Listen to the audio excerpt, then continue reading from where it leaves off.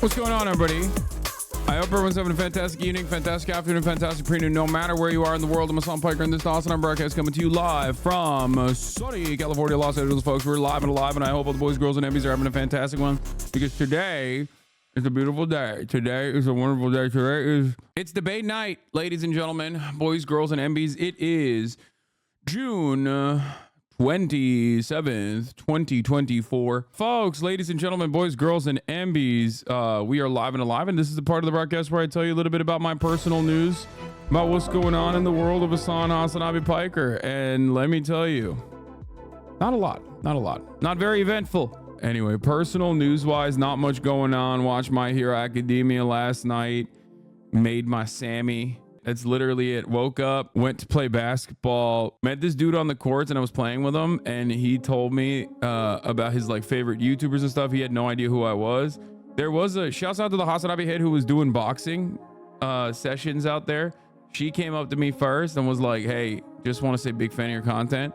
And then she went over and she did her boxing class. It was great with her and her private trainer. The other dude had no idea who I was, but I was playing with him. I was playing one-on-ones with him, and I was just like trying to beat him just by ball handling. Like I was just using him as a drill. You know what I mean? He's not like, he wasn't very good. So I was just like basically trying to bait him into trying to get a steal so I can hit him with some HESIS. You know what I mean? Just trying to get him in my bag. I don't know what I'm saying. Whatever. Yeah, I'm trying to improve my ball handling, trying to improve, quick shots off of a defender, that sort of thing. Hezi don't work on good players. No, Hezi also doesn't work on bad players either, because they don't eat it, because they just plant, because they don't know what you're doing for the most part. Who says Hezi? Literally people who play basketball. It doesn't work on good players who know what you're doing, and it doesn't work on bad players who don't know what you're doing. It only works on medium players, which is the broad majority of people who play basketball casually. So it's actually a pretty good pretty decent technique. Hesitation. I was practicing my hesitation movement. Is that better? Should I say it like that? Would it be better? Like, I was practicing my hesitation movement and my ball handling on the basketball courts. But yeah, most people are medium players, medium, average, below average for the most part, which is precisely the reason why that shit works relatively well. For me, it's just like when I have someone who will like play at least a little bit of defense, it's like great. That way I can just like, shoot off of them, dribble into them, and then like try to pass them. That sort of stuff is good. You can't really do that in any other way. You can't really do that with like on your own. You can just like keep practicing your moves over and over and over again, but it's not going to be as good as like doing it in front of someone, doing it against someone. But yeah, I'm just trying to add more to my arsenal. It just sucks because like I don't actually have a lot of good players at this park that I go to. There's like not really any good players at all, so there's just not really much I can do about it. Did Hassan ever ball with MOISTCRITIKAL, or did I AI hallucinate that? Yeah, I did. Destroyed him. Destroyed his team in the marketplace of ideas. And back then I was like way fatter too.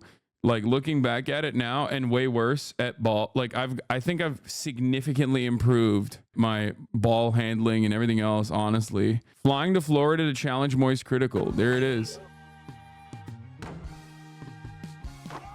And I had Brian Beal on the team too, but that guy was pretty good. That guy was playing against.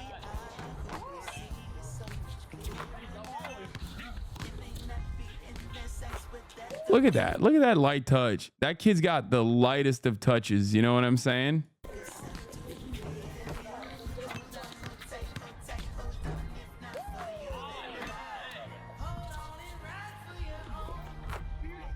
I mean, come on. Look at that. Look, let's do that again. Ooh, goddamn, in your face, bro. What?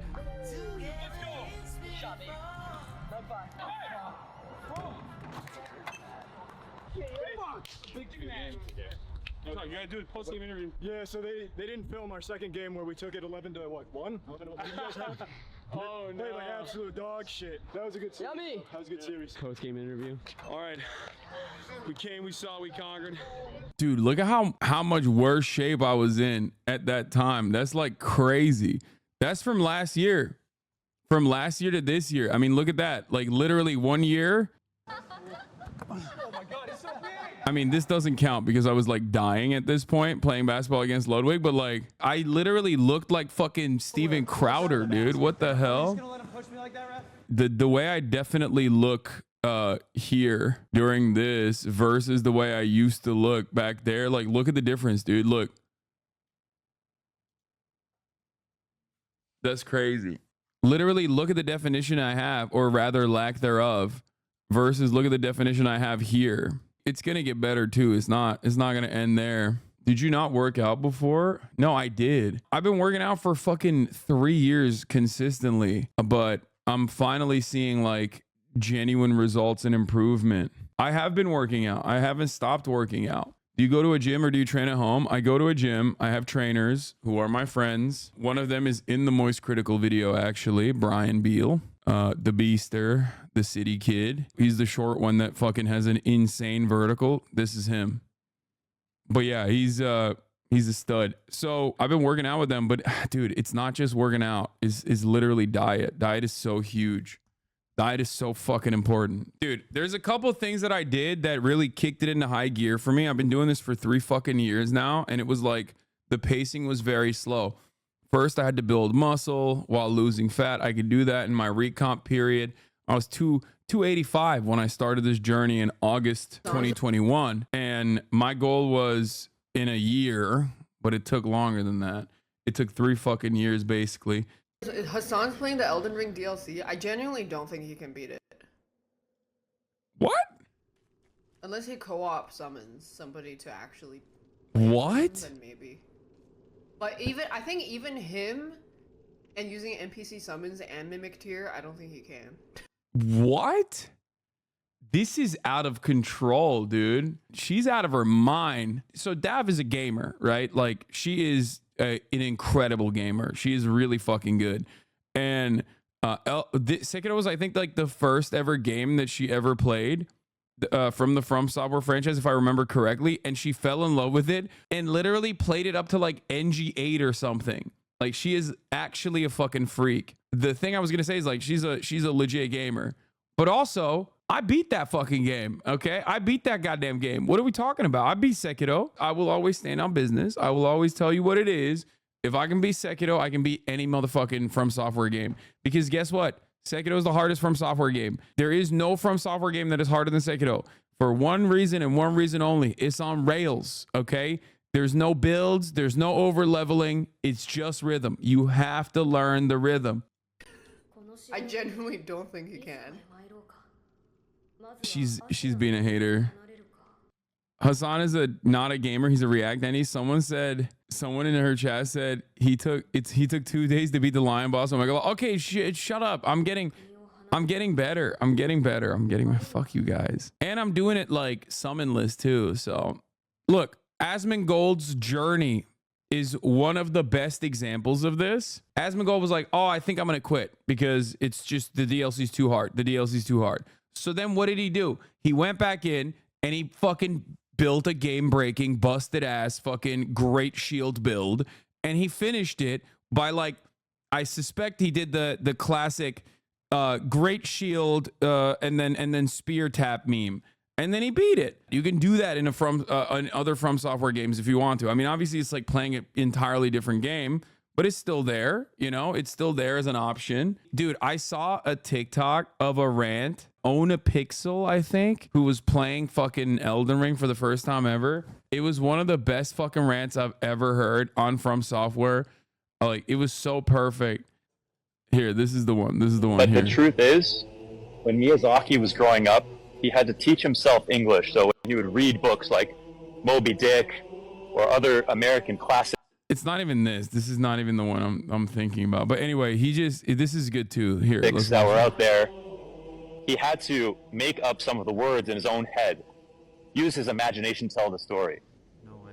So when he wrote the characters having conversations that are nondescript, non sequitur, you don't know what they're talking about, and then people on YouTube put them together based on interpretation, that's because that was his world growing up learning English, and he wanted to share that with other people so they could.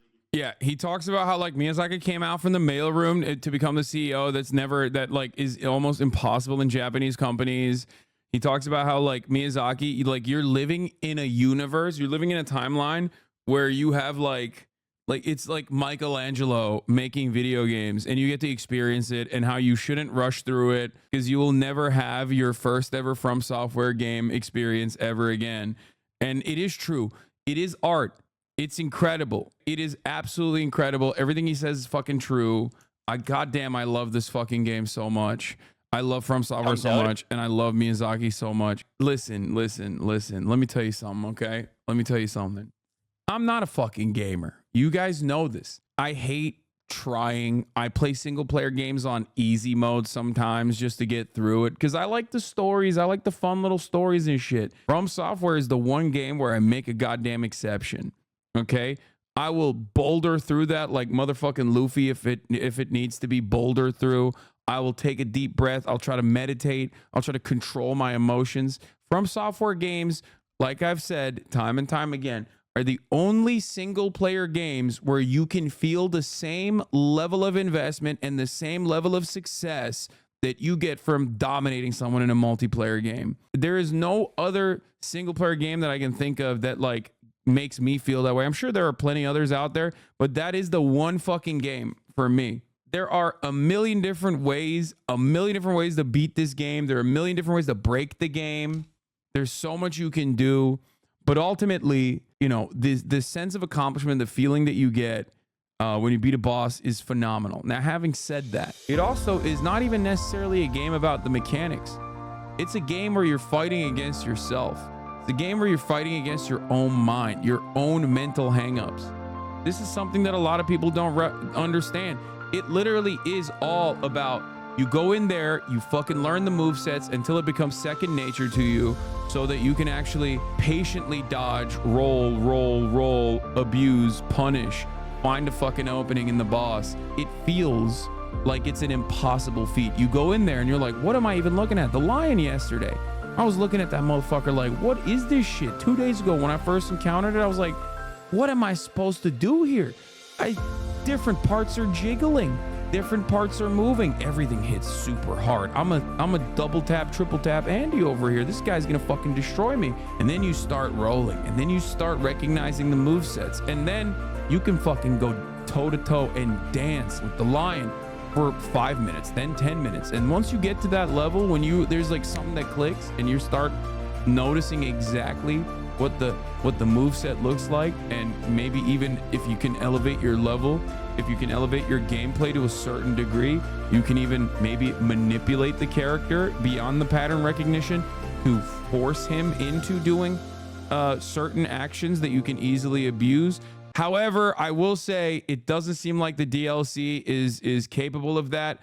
The DLC AI is out of control. I will mention that. But in previous From Software games, when you get really good, you can literally, you know, tweak your body in a certain way to make sure that like the boss does like a jumping move that you can easily roll out of and then combo, right?